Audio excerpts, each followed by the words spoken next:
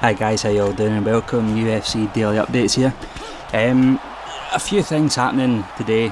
Vitor Belfort has now officially been pulled from UFC 175 lineup due to the whole Chael Sonnen incident. As it did look like, he was fighting Chael up until the failed drug test, but there was still hope UFC could find an opponent for Belfort. But it's quite an interesting turnaround now that they've actually pulled him. So I'm not sure what lies ahead for Vitor. Hopefully, this is just what I hope actually, that he gets the winner of Chris Weidman and Lyoto Machida.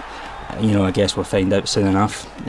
Other good news there as well is Team Alpha Male Dwayne Bang Ludwig will indeed corner Chad Mendes for his upcoming fight against Jose Aldo at UFC 176. Dwayne wasn't sure, a few weeks ago when he was cornering TJ, when that was his last official fight for the team when he beat Barral.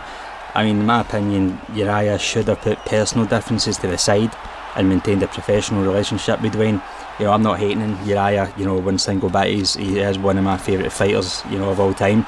But you can't argue with what Ludwig's done, at Team Alpha Male. All the guys in there, their stand-up has improved so much since he arrived. Chad Mendes was at 5 KOs in his past 6 fights, I think it was.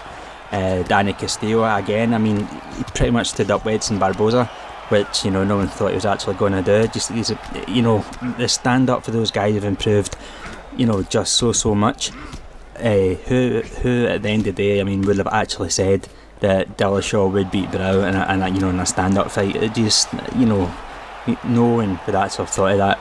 Dwayne, he brought so much to the table. I just hope that if Martin Campbell takes over, he continue in the same road that Dwayne did.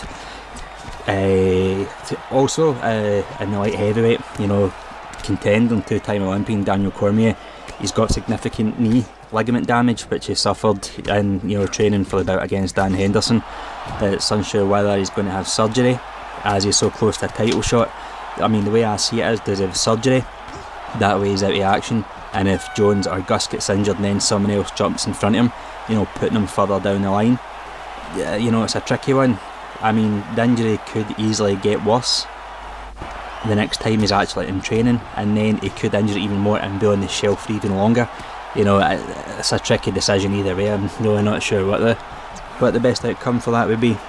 Nick Diaz, I need to laugh at this one.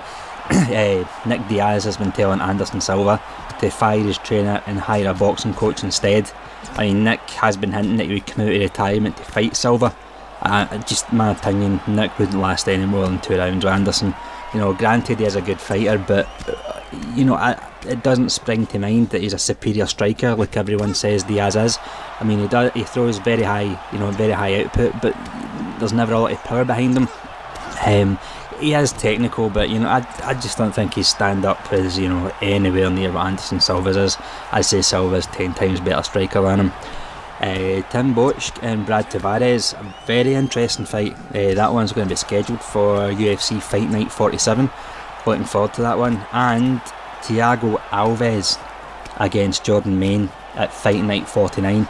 I think it's absolutely great to see Thiago Alves back in action. He looked amazing in his last fight against Seth, and he's had Mike Dolce working on his diet, because Thiago, he had to cut like 30-40 pounds going back a couple of years ago before all the injuries. He never made weight, at least 2 fights I think it was, and he only had like half a pound to go, but he would rather give up half his purse and lose that half a pound. So that shows just how hard that it actually was for him, cutting all that weight, and he was doing it wrong. But now, as I say, he's got Mike Dolce working with him, and he's injury free. I genuinely think 2015 Thiago Alves could potentially put himself in a title contention. A couple of wins before he's fighting guys in the top 10. I just can't wait. The welterweight division is looking pretty good at the moment. I'm not 100% settling yes either. Matt Brown, he was meant to have the next title shot, but Tyron Woodley and Rory McDonald are supposedly fighting off to see who gets the title shot. But I think if Brown puts in a strong performance against Lawler, then you've got to give him it. Anyway guys, that was the UFC update for today. Remember, leave a like, subscribe, comment, and I'll see you all again tomorrow. Peace.